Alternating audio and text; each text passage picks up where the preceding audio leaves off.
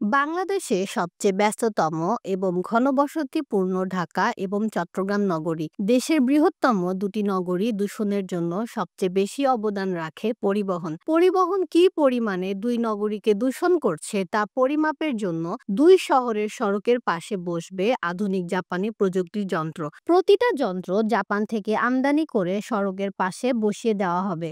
একটি যন্ত্র কিনতে সরকারের খরচ হবে 7 কোটি টাকার ওপরে। এই আধুনিক যন্ত্রের নাম দেওয়া হয়েছে এয়ার কোয়ালিটি স্টেশন। এজন্য জাপান ও বাংলাদেশের সঙ্গে চুক্তি সই হয়েছে। প্রকল্প বাস্তবায়নে 64,87,00,000 টাকা অনুদান দেবে জাপান। 3 ফেব্রুয়ারি সোমবার শেরেবাংলা নগরের অর্থনৈতিক সম্পর্ক বিভাগে বাংলাদেশ ও জাপান সরকারের মধ্যে বিনিময় নোট ও অনুদান চুক্তি স্বাক্ষরিত হয়। বাংলাদেশের সরকারের পক্ষে অর্থনৈতিক সম্পর্ক বিভাগের সচিব মোহাম্মদ শাহরিয়ার কাদের সিদ্দিকী বিনিময় নোট ও অনুদান চুক্তি স্বাক্ষর করেন।